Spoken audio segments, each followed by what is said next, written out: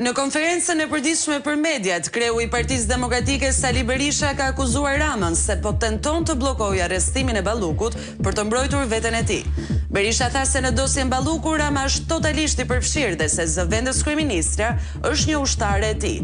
Berisha shpreu se me ndryshimin e disa ligjeve Rama po bëhet pengesë serioze për drejtësinë, ndërkohë që kërkoi dorëheqjen e tij për përfshirjen në disa nga aferat më të rënda korruptive.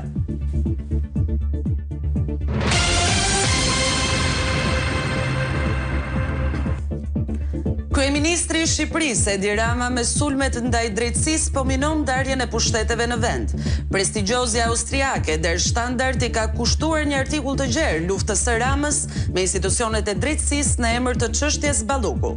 Sipas Der Standard, Rama kërkon ndryshimin e nenit 242 të kodit të procedurës penale për t'i dhënë imunitet vetes nga pezullimi nëse është nënhetim për afera korruptive. Kjo sipas gazetës do të ishte një ndërhyrje e rëndë e pabazuar në pavarësinë dhe efikasitetin e drejtësisë dhe një hap prapa në luftën kundër korrupsionit.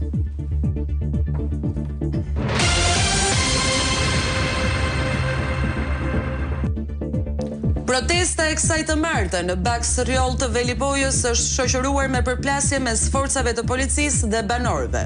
Pas vendimit të gjykatës së apelit në Tiranë që ka njohur familjen Malaj si pronar të ligjshëm, banorët kanë tentuar të shkojnë në tokat që ata pretendojnë se janë të tyre, por janë hasur në rezistencën e formave të shumta të policisë. Policia ka tërhequr zvarr banorët, ndërsa nuk ka munguar as dhuna ndaj grave. Gjatë përplasjes banorët kanë theksuar se ndodhen në tokën e tyre dhe kanë paralajmëruar se do të bllokojnë punimet e fadromës.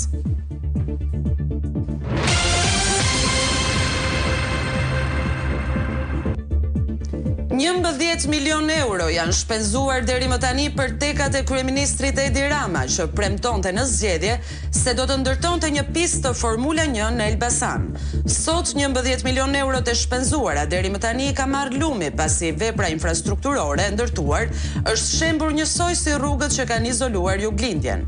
Rruga dhe argjinatura në automotopark ka nisur të shembetende pa nisur ndërtimi i pistës apo infrastrukturës kryesore.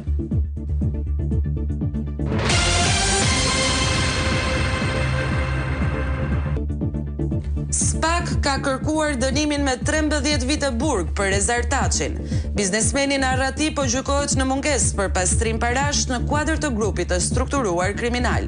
Prokurori dhe njëkohësisht kreu i SPAK, Klodian Braho, ka kërkuar konfiskimin dhe kalimin në favor të shtetit të 18 milion eurove, që dyshohet se i përkasin mafias italiane. Sipas akuzës, shuma prej 18 milion eurosh dyshohet se rrjedh nga aktivitetet të palishme dhe është investuar apo qarkulluar përmes skemave të ndryshme për pastrim parash. Përkatësisht procesi është veçuar për shtetasit Francesco Zummo, Ignacio Zummo, Fabio Petrucella dhe Daniele Castegali, për të cilët po vijon procesin në Itali. Gjithashtu sipas avokatëve, edhe biznesmeni shqiptar Rezar Taçi po gjykohet atje.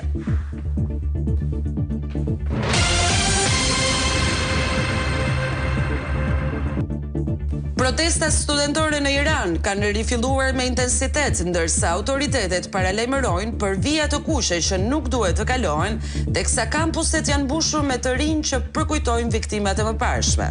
Në të njëjtën kohë, tensionet ndërkombëtare janë rritur me Shtetet e Bashkuara të Amerikës që forcojnë praninë ushtarake pranë Iranit, duke çuar në 150 numrin e avionëve luftarak të pozicionuar në bazat e Europës dhe të Lindjes së Mesme.